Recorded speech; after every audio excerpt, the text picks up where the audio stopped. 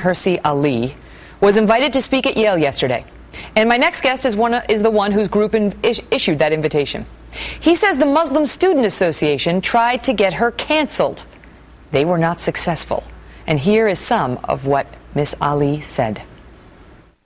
I want to end my presentation tonight with a few questions for the Muslim students of Yale and hopefully in this age of technology beyond. I want to ask you, why do you find energy, resources, time and solidarity to silence the reformers and dissidents of Islam?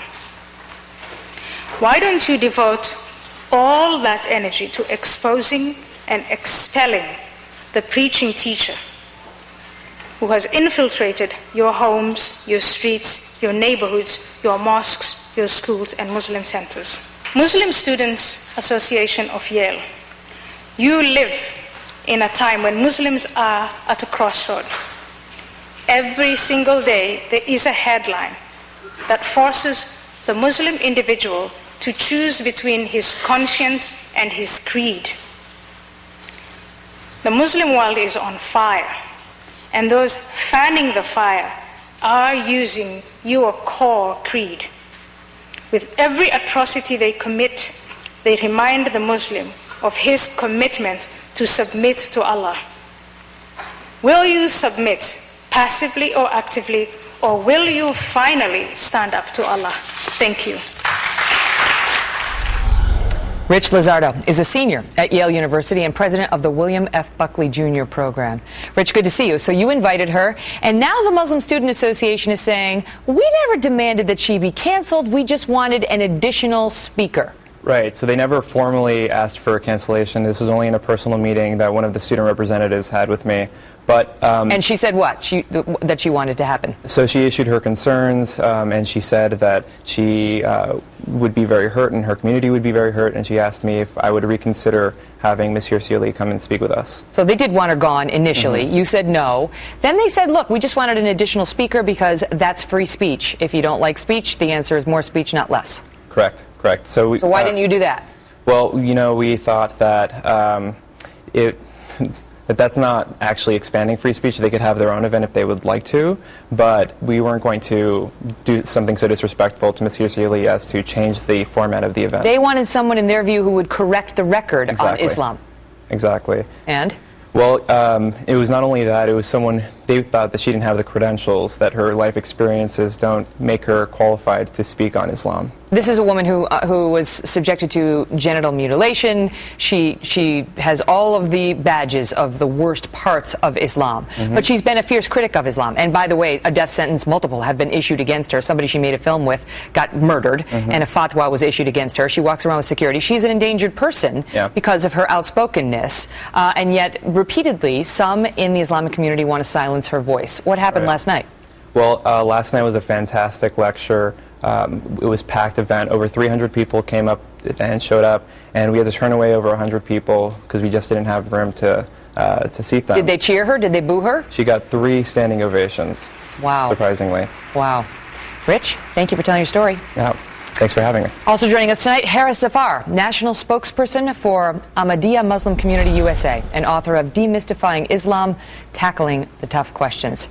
Good to see you again tonight. So, good to see you. Thank you. Your thoughts on what Ayaan's message was, that the Muslim world is on fire and those fanning it are using your core creed to do so. Will you stand up against their demand that you submit to Allah? Well, first, Meg, I want to begin by setting the record straight. I actually agree with Rich, your guest, that about the absolute necessity to protect freedom of speech.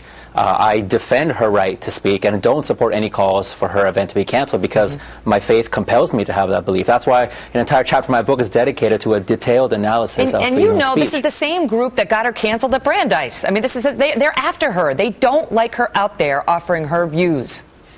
Now, of course, although I do find it surprising that a student group at a prestigious institution like Yale would would bring a speaker who has on record called for the military conquest and defeat of Muslims. But what's more troubling for me so now it's Yale's fault. It's Rich's fault. He's still here. No. Well, obviously, you know that's not what I said. I said it's surprising that they would call for someone to speak who has called for the military conquest of Muslims. But what's for me more troubling, this goes to your first question, is that she speaks about and espouses a dangerous interpretation of Islam that not only runs contrary to the documented teachings of Islam, but actually supports and validates the terrorists and the radicals. So instead of supporting a barbaric perversion of Islam by saying that is Islam, we invite her. That's your view.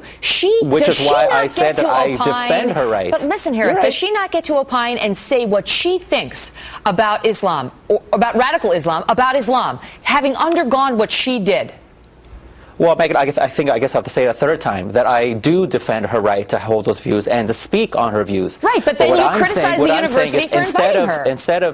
So she can speak all she wants as long as there's no forum for it. Instead of espousing a barbaric perversion of Islam, we invite her to speak about and understand the largest single Muslim community worldwide. We would love to listen to her if she would just say it in the way we want. 15,000 mosques around the world, and we're united by one Khalifa of Islam. And look at what we do. It's this message of peace, of tolerance, as long as she says the words we like. That is what you are saying. Let me just pause you because I still have Rich here. So he's critical of you for inviting her in the first place. Why'd you do that? Why did we invite her? Well, we thought that it was very unfair for Brandeis to disinvite her, that it was disrespectful, and that her views totally mirrored an academic setting. So, Harris, I want to pause you because I want to look. We've had a lot, obviously, in the news about the radical Islamists. I'm not saying the Muslims, the radical Islamists. And today, that's what distinguishes you from Ayaan Hirsi Ali. That's the only distinction. That's fine. Again, I protect her right to speak. I'm glad Rich invited her to speak. I am defending her right to offer her views as someone who Likewise, underwent and I'm so what glad she Rich underwent. invited her. No, you're not. You're being sarcastic. I am that woman has a right to offer her opinion. When you undergo genital mutilation, you may have a thing or two to say about it.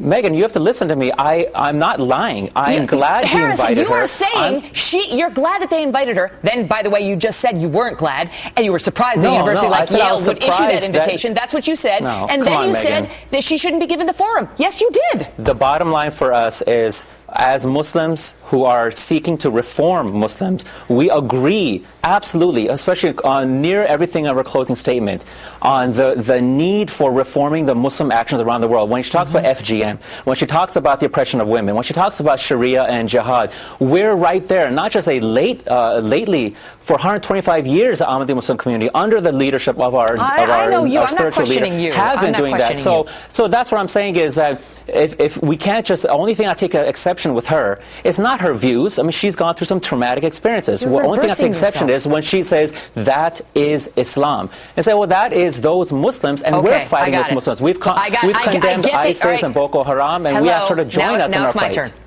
I got it.